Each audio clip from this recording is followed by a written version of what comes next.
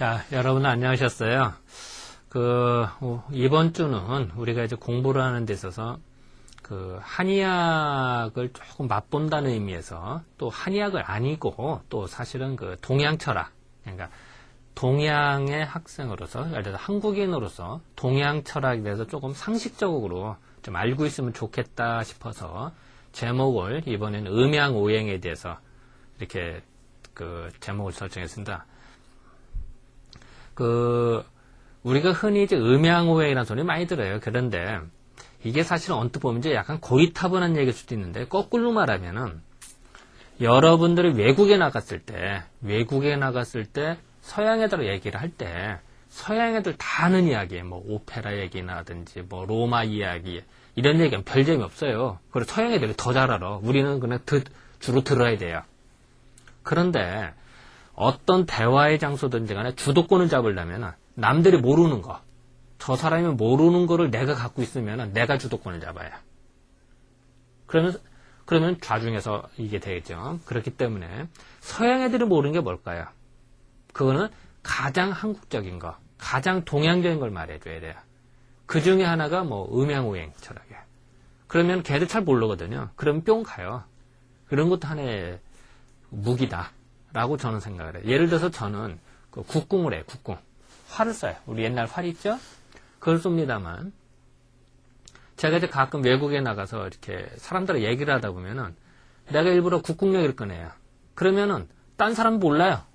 국궁 어떻게 쏘는 줄도 모르고 뭔지도 몰라요. 사실 나는 국궁을 쏘면서 요새도 가끔 편사라고 그래서 다른 활 타고 우리하고 이렇게 시합을 해요. 그럼 그때는 기생을 불러요, 우리.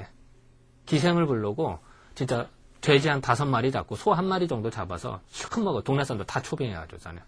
그렇든 딱 화살 쏘서 딱 맞잖아요. 그럼 이제 딱 기생하고 같이 장구 한번 딱 쳐가면서 춤 한번 추고 지화자 해가면서 뭐 지화자 뭐 일시의 관중이요 해가면서 딱 한다고요. 뭐 이시의 관중이 해가면서 그러고선 노래 한마디 하고 또 춤추고 또 술 한잔 하고 또 쏘고 이래요. 정작 내가 그런 얘기를 했을 때 난 정작 그렇게 살거든요, 지금. 그러면은 내가 외국에서 또 국내에서도 마찬가지로 어느 자리에서도 그런 얘기를 꺼내요. 그러면은 다른 사람들은 모르거든요, 잘. 그러면은 화제의 주인공이 되는 거예요. 대화, 주도권을 잡을 수가 있어요. 그것도 하나의 무기다. 이것도 대화 방법 중에 하나예요. 남들 다 아는 이야기. 그거 똑같이 꺼내면 별 재미 없어요. 맞장구 치다 끝난다고. 그런데 남들이 모르는 걸 알고 있는 건 하나의 방법이다. 예전에는 음양오행이 상식이었어요. 근데 요새는 접할 기회가 없어요. 대부분 서양과학을 하다 보니까. 그래서 반대로 거꾸로 말하면은 여러분들이죠. 음양오행에 대해서 상식적으로 좀 알고 있으면은 어디 나가서 말빨이 쓰라는 거예요. 이것도 하나의 무기다. 이렇게 생각하면 돼요. 영어를 잘하는 것도 무기예요. 물론 서양 문화 아는 것도 중요해요. 그것도 무기예요. 하지만 또 하나의 무기는 뭐냐? 우리 문화를 제대로 한다는 거예요. 그러면은 그것이 결국은 다른 나라, 외국인하고 상대를 할 때 당당하게 나갈 수 있고 또 서양 애들이 좋다.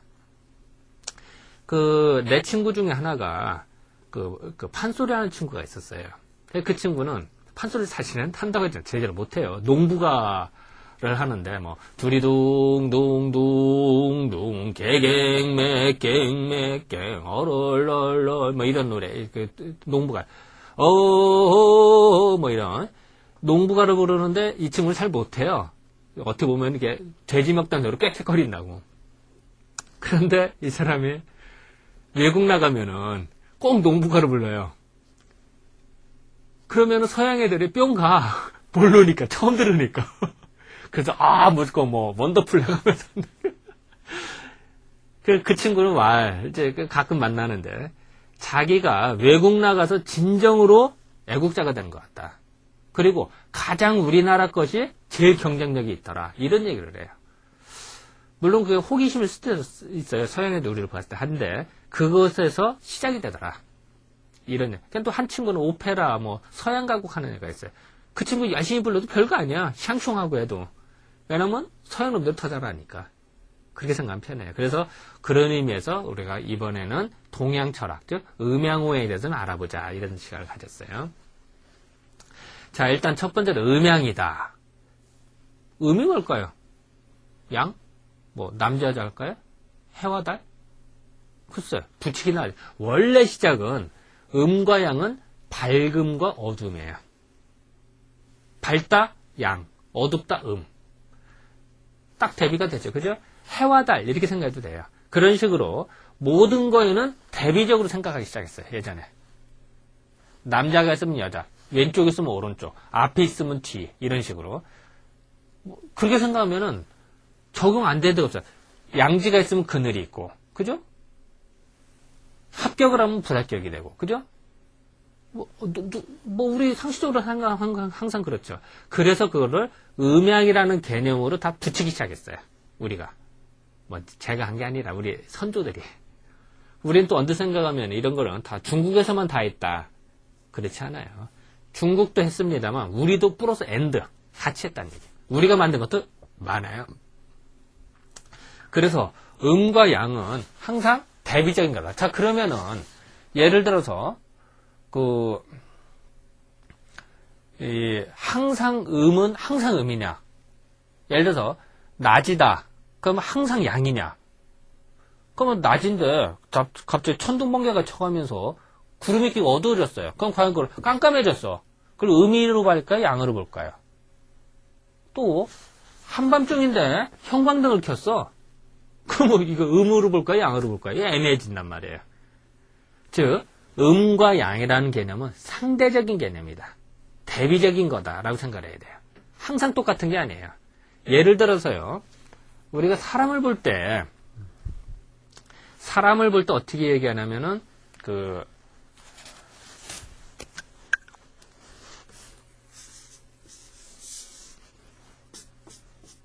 자, 요걸 한번 보세요. 이거 인간이에요, 인간. 자, 그러면은 음과 양을 보는데 어떻게 볼까요? 자, 위는 양, 밑에는 이렇게 생각할 수 있겠죠. 상하. 그러면 위아래를 어떻게 볼까요? 자, 여기 가슴이고 배꼽이고. 자, 여길 기준으로 하면은 위는 머리는 양이 되고 밑에는 음이 될 거예요. 그죠? 근데 기준을 여기 가슴으로 봤다. 그럼 어떻게 될까요? 여기는 양, 여기는 음이 돼요. 또 배꼽을 중심으로 했다. 그럼 여기가 양이다, 여기 음이 될 거예요. 자, 그러면은 가슴은 양일까요, 음일까요? 몸통과 대갈통 이렇게 얘기하면 안 되죠. 난 이제 교수 신분이니까 몸과 머리의 경계선이 이걸로 보면은 요 가슴은 음이 될 거예요, 그죠? 근데 요 횡격막을 중심으로 보면은 가슴은 뭐가 될까요? 양이 된단 말이에요. 또 위 상복부 쪽은 배꼽을 중심으로 하면 양이 되고 위를 중심으로 음이 되고 매번 틀려져요. 그죠? 또 이렇게 볼 수도 있어요. 몸과 박. 그러면은 몸통과 머리. 자, 이거 다시요. 몸통과 머리, 손발이 달린 거로 생각한다. 그러면은 몸통은 밖에 달린 건 양. 이렇게 볼 수도 있어요. 그럼 또 매번 틀려지죠? 자, 그렇다고 그러면은, 그럼 음양이 엉터리냐? 그런 게 아니란 말이에요. 어떤 사람은 이런 얘기를 해요. 누가 배를 타고 갔다가 칼을 떨어뜨렸대요. 칼이 아니라 이제 귀중한 보석을 떨어뜨렸다. 이렇게 해야 더 재밌죠. 귀중품 떨어뜨렸어요. 그러니까 이 사람이 떨어진 자리에 난간 있죠. 배 난간에다가 칼로 표시를 하다라는 거예요. 내가 떨어진 거. 근데 이따 와서 주사야지 그런다. 근데 그게 정말 잘한 걸까요? 왜 그럴까요? 잘했다고요? 못했다고요? 배는 계속 움직이죠. 그러니까 자기가 물건을 떨어뜨렸는데 그 자리가 배에다 표시했다. 정말 미련한 놈이죠. 이해가 되시겠어요? 자, 사람이라고 하는 거는 이렇게 한번 생각해 볼까요? 손바닥을 양으로 볼까요? 음으로 볼까요? 자, 우리가 주먹을 쥐었다. 주먹을 쥐었을 때는 속과 밖이 돼. 그죠? 그러면 속은 음이 되고 밖은 양이 될 거예요. 그건 당연하겠죠. 그죠? 근데 손바닥을 폈어. 피고서 이렇게 서 있어요. 자, 우리가 날로 찔 때 어떻게 해? 그 모닥불이라든 난로불 이렇게 하죠? 이렇게 할 때 이쪽은 앞쪽이야. 전면, 후면. 자, 우리 몸통도 보면 앞면과 후면이 있어요. 자, 이렇게 보면 앞면은 양일까요? 음일까요? 양이죠. 뒷면은 음이에요. 자, 손바닥이 펴고 이렇게 했다. 그러면 이게 뭐가 될까요? 양이 된단 말이에요. 자, 언제는 어느 책에는 손바닥이 음으로 표시되어 있고 어느 책에는 손바닥이 양으로 표시되어 있어요. 그러면은 야, 누가 딱 야, 이거 엉터리야. 이거 잘못된 음양 다 틀린 거야. 라고 말하면 뭐가 될까요? 그놈이 무식한 놈이 되는 거죠. 또 마치 아까 얘기했죠. 이렇게 배를 타고 가다가 보석을 떨어뜨리고 나서 그 난간에다가 그러니까 배 난간에다가 표시를 하는 놈하고 똑같은 거죠. 영원히 그건 줄 알아요. 그렇지 않아요. 매번 틀려지는 거예요. 음양. 자, 그러면은 우리 몸통과 손을 한번 볼까요? 그러면 몸통 아까 여기 있었구나. 자, 몸통과 손을 보면은 자, 다시요. 몸통과 손을 보면 몸은 음이 되겠죠. 손은 양이 될 거예요.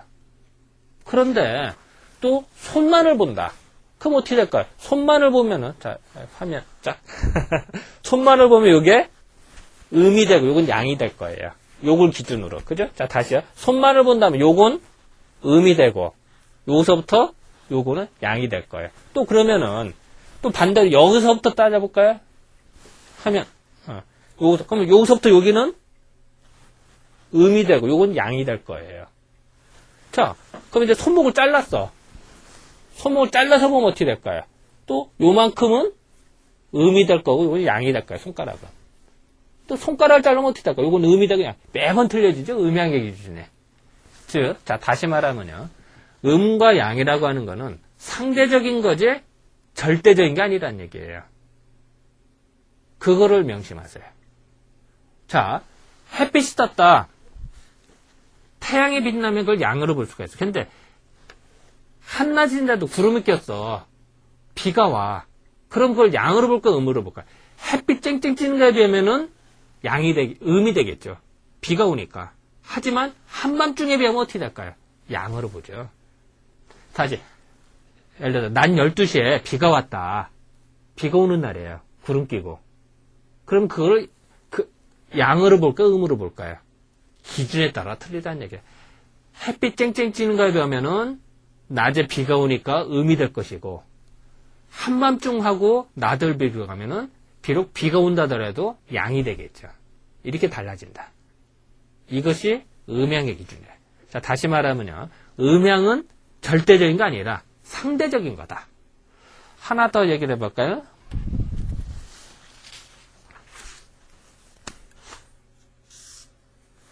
자, 제가 선을 하나 쫙 껐어요. 이 선이 길은 걸까요? 짧은 걸까요? 뭐 길다고요? 짧다고요? 뭐라고 볼까요? 자,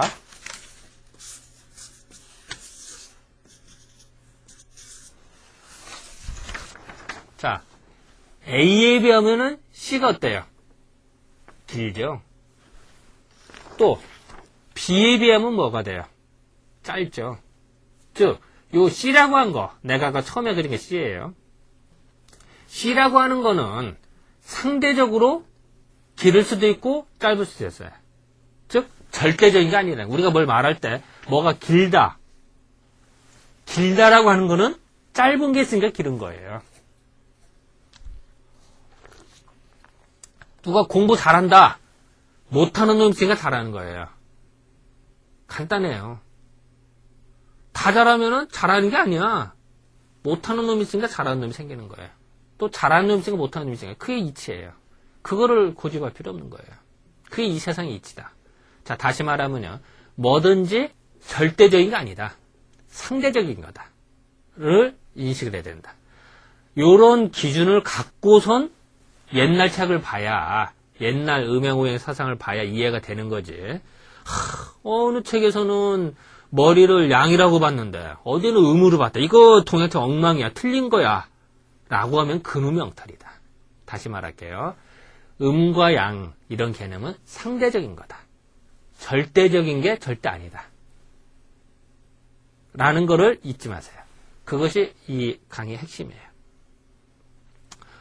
여기 이제, 제가 몇 가지 적어 놨습니다만, 하늘과 땅. 하늘은 양일까요, 음일까요? 양이에요. 땅은 음. 또, 낮과 밤. 우리 상식이죠. 남자, 여자, 상식이고. 또, 움직이고, 가만히 있고. 움직이는 거는 양. 가만히 있는 건 음. 이것도 상대적인 거죠. 가만히 있다가 정말 가만히 있을까? 심장도 가만히 있나? 심장도 가만히 있으면 죽지?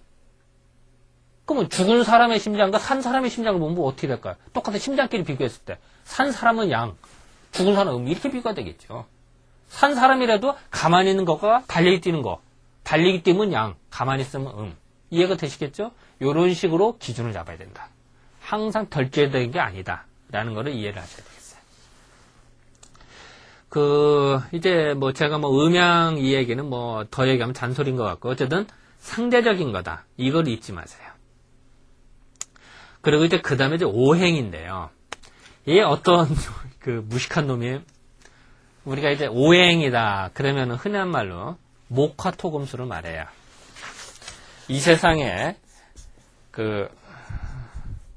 세상을 만드는 이치 중에 하나일 수도 있고, 생성물질을 할 수도 라고도 볼 수도 있을 거예요.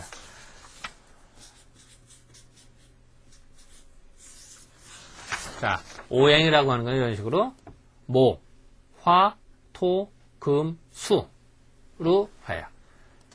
이것도 다 아는 이야기예요. 근데 아주 재밌는 게 이 서양 애들이 있죠? 서양 애들 책 보면은 이 목을, 이게 나무목이니까 나무로 봐요. 번역을. 그럼 나무는 영어로 뭘까요? 우드죠? 우드.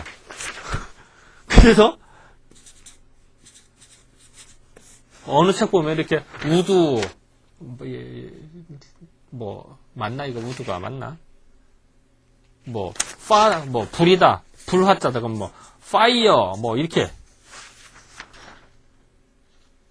수다. 그러면 워러라고 그러죠. 이렇게 말해. 이렇게 표현하는 데도 있어요. 자, 그럼 이게 정말 잘하는 표현일까요? 그렇지 않죠. 자, 우리가 표현은 목화토금수로 되어 있습니다만, 그럴 때 오행의 목을 나무로 번역하면 무식한 놈이 되는 거예요. 다시 말할게요. 오행에 나오는 목화토금수, 거기다 일월 합하면 일줄이 되죠. 목화토금수에다가 일월 하면은, 맞죠, 그죠? 거기에다가 그걸 오행의 그 개념을, 그러니까 사실 일주일이라고 하는 거는 오행과 음양, 일월을 이제 음양으로 보아서 그러면은 일주일을 만드는 거예요. 근데 어쨌든 다시 말합니다만 오행에 나오는 수, 목, 그거를 그냥 목으로 인식을 해야지 그거를 나무다 라고 보면은 무식하다. 최소한 이 수업을 들은 여러분들은 그런 무식한 말은 하지 말자. 라는 게 제 지론이에요. 또 당연히 그래야 되고요. 그래서 오행이라는 것도 어떻게 이제 생각을 했냐면은 동양학에서는 항상 내가 정면을 쳐다보는 게 남쪽이 돼. 남쪽. 우리는 햇빛을 볼 때 따뜻하게 이렇게 쪄요. 모닥불이 있다 이렇게 쪄요. 밝은 게 있으면 이렇게 서요. 그러니까 내가 밝은 거를 쳐다보는 것이 남쪽. 서양 애들은 안 그렇죠. 서양 애들은 지도를 그릴 때 어떻게 해요? 항상 앞쪽은 북쪽이 되죠. 우리는 어때? 남쪽이에요. 그래서 도표나 지도를 볼 때 혼동을 한다. 라는 거를 인식을 하세요.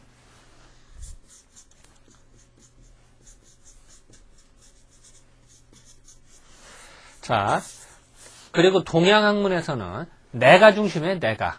어느 누구도 시비 못 걸어. 내가 중심인 거야. 내가 중심이면은 내가 우뚝 쏘서 쳐다봐. 그럼 이게 남쪽이 되고, 그러면은 내가 열어볼 보고 서 있다. 그럼 이게 남쪽이 되는 거예요. 그러면은 내 왼쪽은 뭐가 될까요? 자, 이렇게 해야지. 화면 안 나와요. 이렇게 하면 왼쪽은 동쪽이 되겠죠. 오른쪽은 뭐가 될까요? 서쪽. 내 등 쪽은 어떻게 될까요? 북쪽이 되는 거예요. 그래서 이렇게 오행이다. 그러면은 내가 있으면은 이거를 오른쪽, 즉 목으로 본다 하는 거는 왼쪽, 즉 동쪽이고 이쪽은 서쪽이 된다. 내가 서 있으니까 앞쪽은 남쪽이 되겠죠. 물론 뒤쪽은 북쪽. 자, 쉽게 말하면 동, 서, 남, 북이 된다는 얘기예요. 그리고 또 하나는 또 이렇게 생각할 수도 있어요. 봄에는 목이라고 하는 개념. 자, 일단은 약간 순서를 좀 해서. 자, 한의학에서 말하는, 동양차에서 말하는 목의 개념은 뭐냐? 나무가 아니라, 목은 뻗어나가는 기운이다. 즉, 뻗치는 기운이다. 이렇게 생각합니다. 즉, 기운이 확 솟구치는 거야. 이게 목이라 생각하면 돼요. 화는 뭐냐? 확 퍼지는 거예요. 확 퍼지는 거. 그게 화의 기운이라고 그래. 물론 불꽃이 튄다. 이것도 화죠. 또 나무도 물론 목 중에 하나예요. 하지만 목이라고 하는 개념은 굉장히 넓은 개념이다. 즉 뻗치는 기운이다. 봄철에 기운이 뻗죠. 뻗쳐나가요. 또 봄에 나무에 물이 올라와요. 올라가는. 뻗친다. 그래서 봄철에는 뭐 이런 말 안 그래서 뭐 여자들도 이렇게 물이 오르면은 진짜 피부도 탱탱해지고 정말 멋있어져요. 섹시해져요. 남자도 물론 마찬가지고요. 멋있어지죠. 그런 식으로 목이라고 하는 거는 뻗치는 기운이다. 화는 펼쳐나가니까 불이 확 나는 거. 금은 뭘까요? 물론 금을 쇠로 번역한다. 뭐 아이롱 뭐 이렇게 번역한다. 그런 무식한 놈이죠. 금은 금인가? 금은 뭐냐면은 수레만한 기운을 빨아들이는 개념이에요. 수는 물이 아니라 뭐 물이라는 것도 있습니다만 또 하나 수라고 하는 거는 더 넓은 개념으로 침잠에서 빨아들여서 다 뭉쳐진 관계. 그것이 수다. 이렇게 인식을 해야 돼요. 그러니까 예를 들어서 봄철이다. 그럼 봄철에는 어떨까요? 뭐 새싹도 푸릇푸릇하고 뭔가 기운이 뻗치고 이러죠. 남자들도 물건이 아침마다 더 잘 쓰죠. 그리고 짝짓기도 하고. 그러니까 그거를 봄의 개념하고 일치하더란 말이에요. 그래서 목을 봄으로 배속을 한 거예요. 그리고 여름에는 어때요? 무성하게 막 잘 자라죠? 뭐든지. 무성하게 잘 자라고 막 뭐든지 커지고 활발하고 그런 무성한 기운을 화다라고 인지해요. 즉 화의 여름을 배속한 거예요. 가을은 어때요? 숙살지기죠. 잘라내요. 불필요한 낙엽을 버리고 응축을 하고 뭐든지 수령 기운이 가을에 일 벌린 사람 찍어요. 그리고 뭐 이래야 돼. 봄철에는 딱 이렇게 하지만 가을에는 뭔가 정리하고 마음 정리하고 뭔가 일 벌리지 않아요. 그게 가을의 특징이죠. 그래서 이 가을을 금으로 배속했다는 거예요. 물론 마찬가지로 겨울은 뭘까요? 수의 배속을 한 거죠.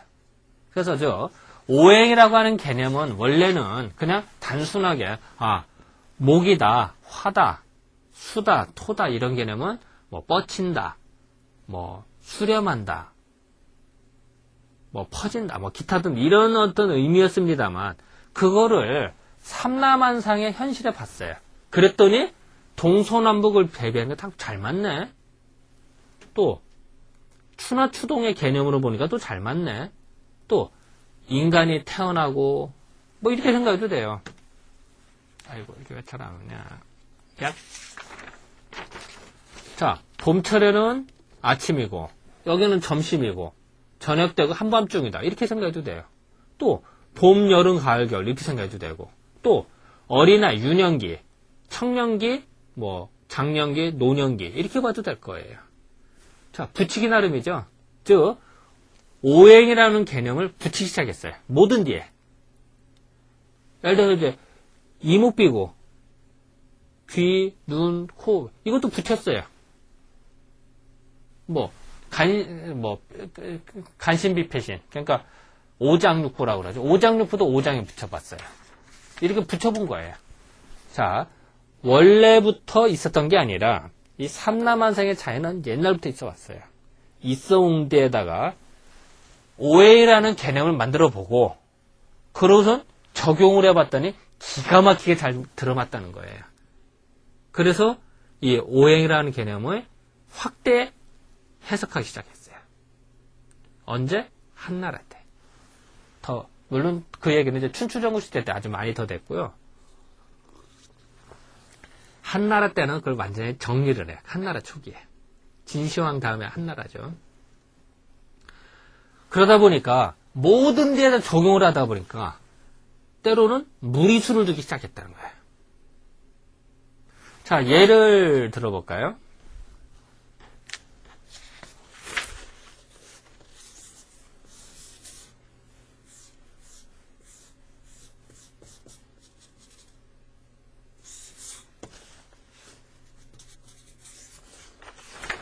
자, 내가 초를 그랬어요, 이게.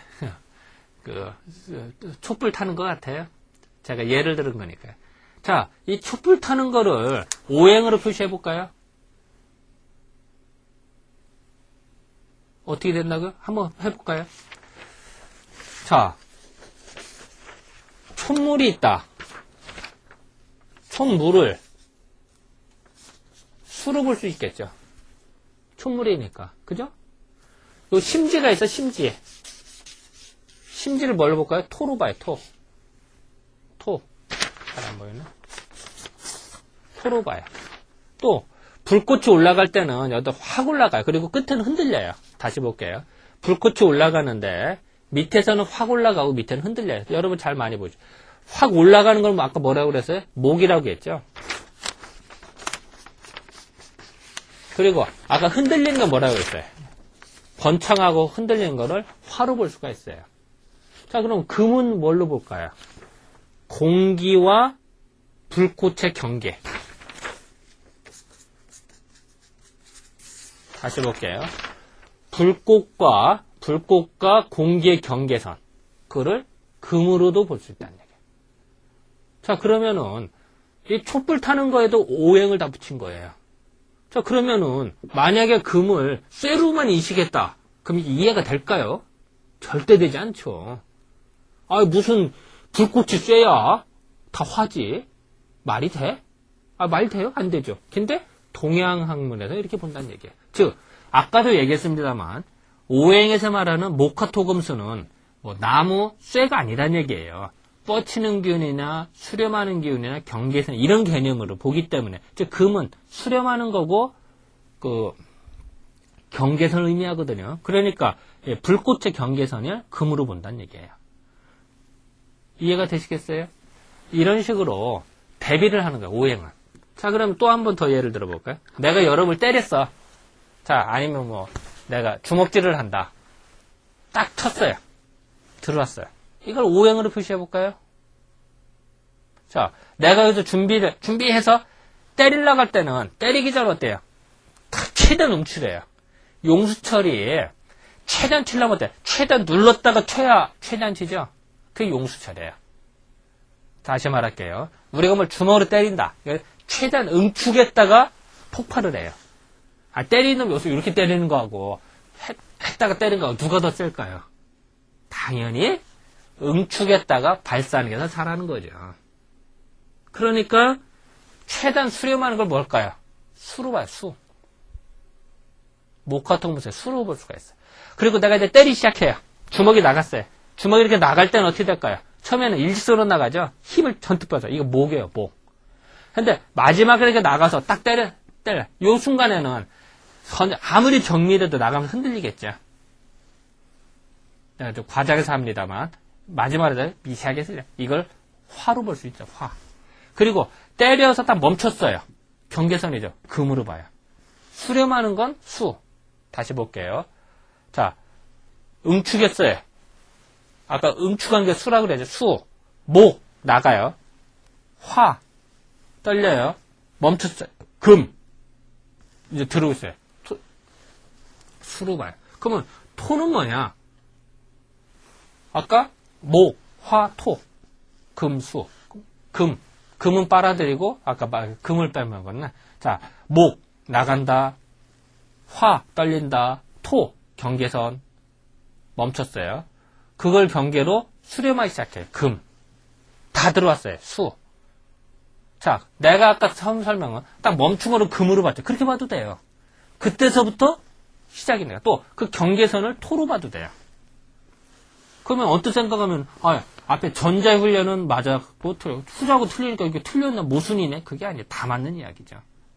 즉 어떠한 기준으로 오행을 붙였느냐가 중요하다. 그게 음양오행의 핵심이라는 거예요. 다시 말할게요. 모든 삼라만상에 이 오행이라는 개념을 붙여봤다. 그랬더니 기가 막히게 들어맞다는 거예요. 그렇다고 무지하게 잘 들어맞습니다만 100%냐? 그건 아니죠. 세상에 100%가 어디 있어.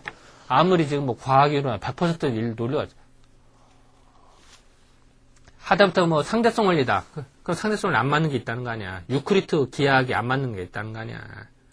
예를 들어서 평행선은 안 만난다. 평행선 만난다는 거 아니야. 그 비유클리드 기하학에서는. 그런 거예요. 세상이 그런 거야. 그런 식으로 뭐든지 그때그때 기준에 많은 부분에 합리적 설명되면 그게 논리로 받아들여. 그렇다고 100%냐? 이건 아니라는 거예요. 그런데 이 동양에서는 한 2000년 이상을 이 음양오행의 개념을 갖고 모든 데 붙여나갔어요. 그러다 보니까 안 붙여도 될 때도 오행을 어거지로 붙였어요. 아까 나 촛불 이야기를 예를 들어서 촛불이 무슨 오행을 따지겠어. 그냥 하는 얘기지. 그래도 어거지로 붙여. 그러니까 아까 뭐 불꽃이 금이다. 무슨 금이냐 라는 말이 나오기 시작하는 거예요. 그래서 그런 부분들이 비판을 당하는 거예요. 그리고 앞에서 이 말하고 뒤에서 말하고 달라요. 표현이. 어디서는 금, 여기서는 저게 목 이런 식으로. 그거는 기준의 차이다. 그거를 모르고선 무식하게 한약이 엉터리다 라고 말하는 그놈이 무식한 놈이다. 원래 되게 그래요. 안 가본 놈이 무식하다고. 남대문 안 가본 사람 남대문 설명 더 잘하잖아요. 그런 거랑 똑같아요. 최소한 여러분들은 내 수업 들었는 사람은 그럴 기는 없어야 된다.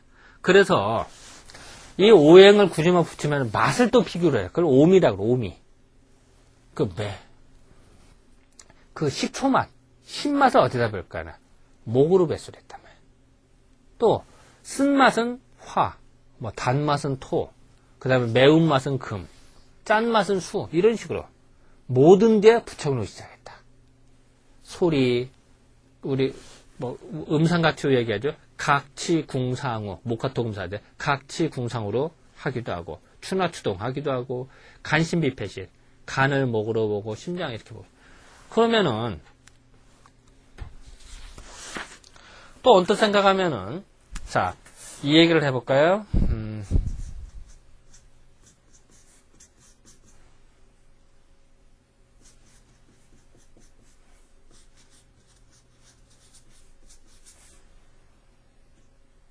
간신비패.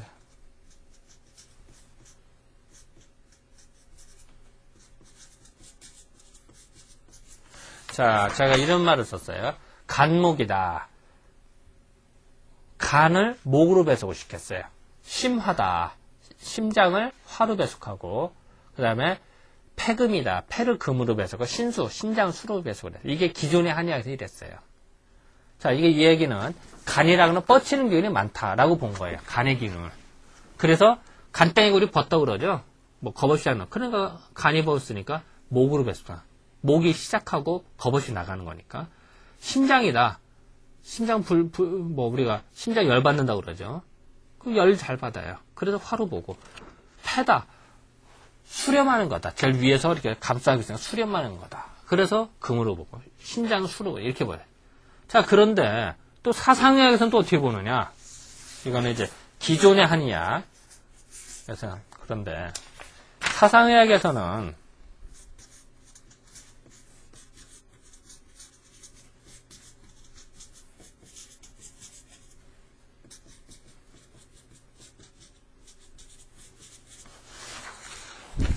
자, 내가 폐를 목으로 봤어요. 아까는 뭐라 그랬어요? 폐를 금이라고 했죠. 틀리죠? 자, 기존의 한의학에서는 폐를 금으로 봤고, 사상의학에서는 폐를 목으로 봤어요. 그럼 말이 안 되죠? 정반대니까. 그러면 사상의학이 엉터리다. 아니, 기존 한의학이 엉터리다. 아니죠. 다 맞는 이야기예요. 왜 그럴까요? 사상의학에서는 폐 기운을 직승한다. 위로 기운이 뻗친다라고 본 거예요. 그런 개념으로는 폐를 목으로 볼 수가 있는 거죠. 또 비장은 횡승한다라. 비장은 기운이 위로 횡성해서 올라간다. 이런 식으로. 그러면은 비장을 화로 볼 수가 있는 거죠. 또 금, 즉 패는 함강, 반강, 말이 헛나오네요. 옆으로 퍼져나가면서 밑으로 내려간대요. 그럼 그걸 뭐랄까? 금으로 볼 수 있어요. 수렴되는 거니까. 수는 뭐냐? 신장은 밑으로 확, 함강, 밑으로 확 빠진대. 그럼 그걸 수로 볼 수가 있다는 얘기야. 이런 개념이라면은 목화통수제. 즉, 패가 목으로 배속이 되는 거야. 근데 기존의 한의학의 개념으로 봐서는 패는 뭐야? 이미 장기를 다 감싸 위에서 수렴하는 거니까 금으로 볼 수 있는 거죠. 그렇다고 해서 이게 틀렸냐, 이게 틀려나. 그렇게 말하면 무식한 놈이 되는 거예요. 그게 아니에요. 이것도 옳고 이것도 다 옳은 거예요. 왜 그럴까요? 사상의학적인 기준으로 봐서는 이게 옳은 말이고 후세방의 개념은 이게 옳은 말이니까 그거는 기준의 차이다 라는 걸 명심하세요. 그 얘기를 하려고 제가 이렇게 장황하게 설명했습니다. 그 세상의 이치라고 하는 거는 이렇게 이런 식으로 어떤 식으로 갖다 붙이느냐가 관건이라는 거예요. 그래서 그리고 또 이런 얘기 하나 더 해볼까요? 상생과 상극력. 이것도 뭐 다 아는 얘기일 것 같은데. 자, 봄이 됐어요. 그러면 여름이 되죠. 그래서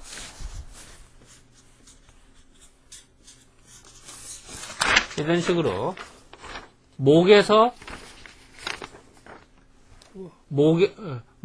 화로 가고 또 화에서 토, 토에서 금, 금에서 수, 또 수에서 목 이런 식으로 순환이 되는 관계를 상생이다 이래요.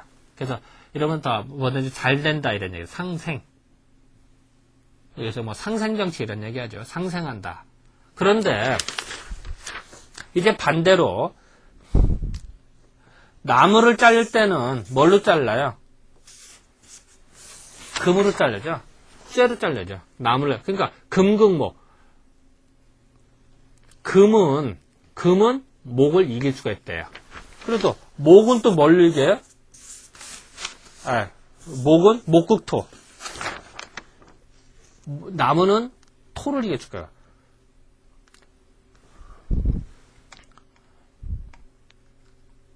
그 다음에 또 토국수. 토는 또 수를 이기고, 또 수는 수극화. 수는 또 불을 이기고, 또 화극금. 불에서는 또 쇠가 녹죠. 그래서 화극금이에요. 또 금극목. 이런 식으로, 다시 말하면은, 목극토, 토국수, 수극화, 화극금, 금극목 하는 관계를 우리는 상극이다. 라고 얘기를 해요. 즉, 그래서 왜 이러냐면은, 왜 이런 개념이 중요하냐면은, 여러분들 고등학교 생물 시간에 이런 거 배웠죠. 호르몬의 역할을 배웠죠. 어떤 호르몬이 뭐가 잘 나가면은, 그걸 제어하는 게 필요하죠. 안 그러면 사람이 타 죽죠. 자동차가 엑셀만 있고 브레이크 페달이 없다. 이러면 어떻게 될까요? 전진하다가 부딪혀 죽는겨. 브레이크가 있으니까 속도를 낼 수가 있는 거예요. 그게 세상의 이치거든요. 마찬가지로 오행의 개념으로서 상생, 잘 되는 것만 되면은 아마 너무 팩팩 돌아가서 사람 다 죽을 거야. 지구가 존재하지 않을 거예요. 그런데 뭐가 잘 되는 게 있으면은 우리 사촌이 땅 사람 배 아프잖아. 누가 뭐 하면 배 아프듯이 뭐가 잘하는 놈 있으면 싫은 놈이 생기는 거야. 내가 누가 친하다 이 얘기는 나를 미워하는 누가 더 만드는. 내가 누가 친하다는 얘기는 그 사람 확 몰두하거든. 모든 시간을 그 사람에 활중하니까 다른 사람과 관계가 소원해지는 거라. 그래서 미움을 받아요. 그래서 세상이 공평한 거야. 내가 한 마누라를 사랑한다 결혼해서 전적으로 사랑한다는 얘기는 다른 사람한테 줄 사랑이 없는 거야. 그러니까 한 사람한테 밖에 못 주는 거예요. 만약에 내가 사랑을 덜 줬다 이러면 다른 사람한테 줄 수가 있죠. 정을 헤프게 줄 수가 있어요. 자, 사람도 여러 사람한테 정을 헤프게 주는 사람은 정작 꼭 필요한 사람한테는 정을 못 줘요. 줄 정이 없는 거야. 그게 이 세상의 이치다. 그런 식으로 전진이 있으면 후퇴가 있고 제어하는 게 필요해요. 그래서 상생이 있으면 상극이 필요한 거예요. 그래서 이 세상이 필요한 거예요. 예를 들어서 봄철에 새싹이 자라고 여름에 나무가 자라게 계속만 간다. 이러면 어떻게 될까요? 가을이나 겨울이 없다. 그럼 어떻게 될까요? 글쎄, 좀 궁금하네, 저도. 세상은 적당히 열대 지역도 가을, 겨울이 다만 온도가 높을 따름이죠. 우리는 흔히 보면은 뭐 열대적 여름이 뭐 가을이 없다, 겨울이 없다 그렇지 않죠. 또 뭐 북극 지역에는 뭐 봄이 없을까요? 여름이 없을 거기도 있죠. 다만 북극의 봄과 적도 지역의 봄은 틀리죠. 하지만 그 안에서도 추나 추동의 구분이 있다. 아까 그런 얘기 했었죠. 추나 추동으로 나눈 거나 오행으로 나눈 다 기준이다. 이런 걸 잊지 마세요. 제가 두서없이 이런저런 얘기하고 있습니다만, 음양오행의 핵심은 제가 다시 말할게요. 상대적인 거다. 그리고 절대적으로, 여러분 혹시 나중에 무슨 책을 보더라도, 목 같은 목을 나무로 번역하지 말아라. 그건 정말 무식한 거다. 요 얘기만, 여러분이 나중에 외국 나가서, 외국 바이어다가 얘기하면서, 목은 우드가 아니다. 수는 워터가 아니다. 라고만 말을 해도, 번역을 할 때 그게 아니다라고 말을 해도, 이게 된단 말이에요. 걔는 뿅가. 내 이 말대로 해도. 그리고 촛불 갖고 설명해봐요. 뭐 촛불 분해요. 모든 걸 다 설명할 수가 있어요. 용수철이다. 용수철도 마찬 툭 눌렀다. 수. 용수철 놨다. 목. 여기서 빡 쳐서 다가서 흔들리죠. 화. 멈추면 움직임 멈췄어요. 딱 올라가다가. 토. 수렴이래요. 그러다 이제 올라가니면 다시 내려온다. 그러면 금, 수. 해석이 다 되죠.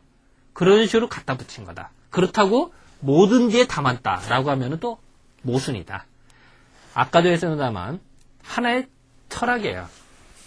자, 요 뒷배경이 지금 여기는 하늘이 있습니다만 이 하늘에 구름이 많아. 이 구름을 어떤 사람은 예를 들어 책꽂이가 있다고 생각해 봅시다. 책꽂이에 책이 많아요. 자, 누구는 어떤 사람은 이 책을 정리할 때 어떻게 해? 가나다로 정리해요.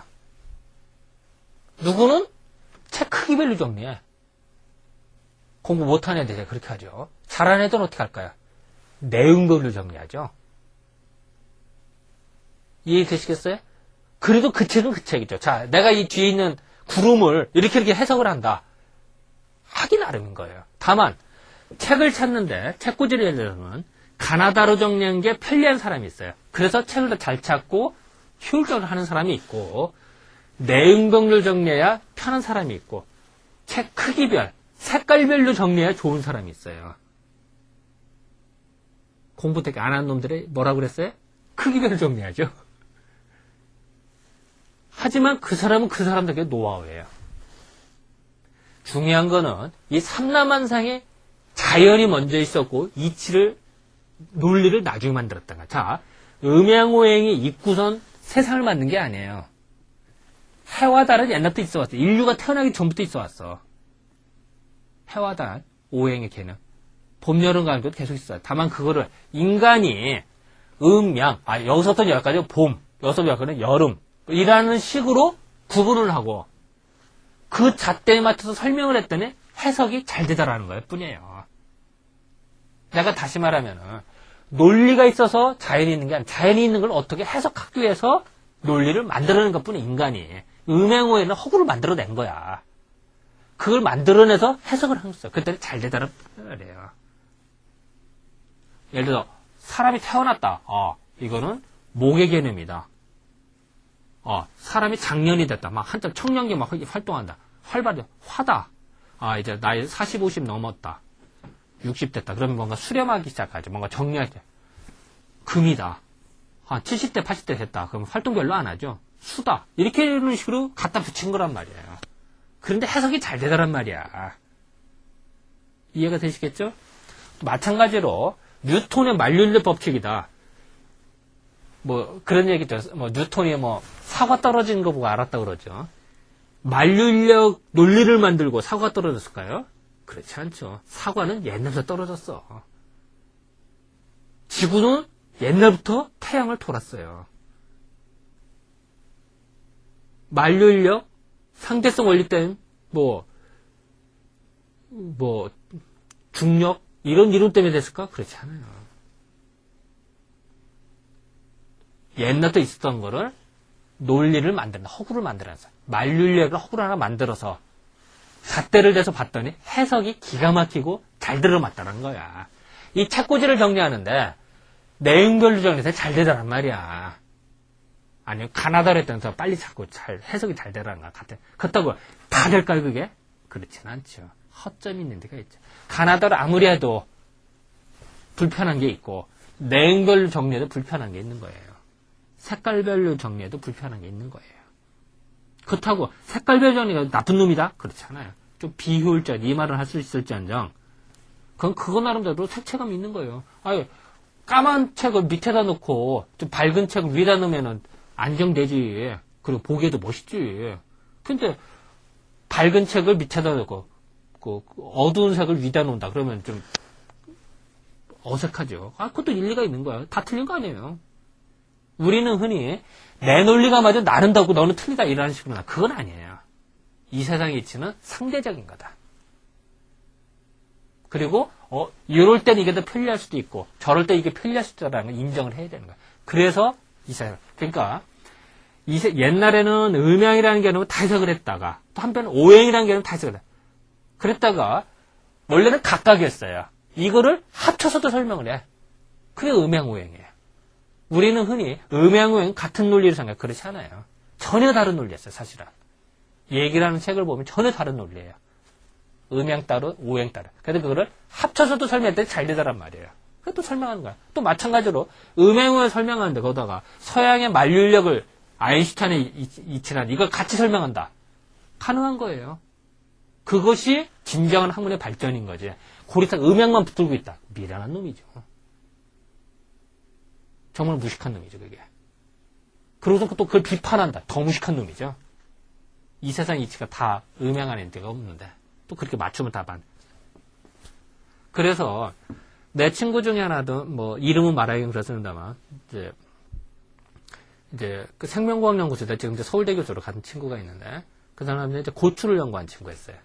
고추 유전자 지도를 부리고 막 연구를 하는데 이 친구는 음양오행을 공부를 해서 그거를 과학에 적용을 해요.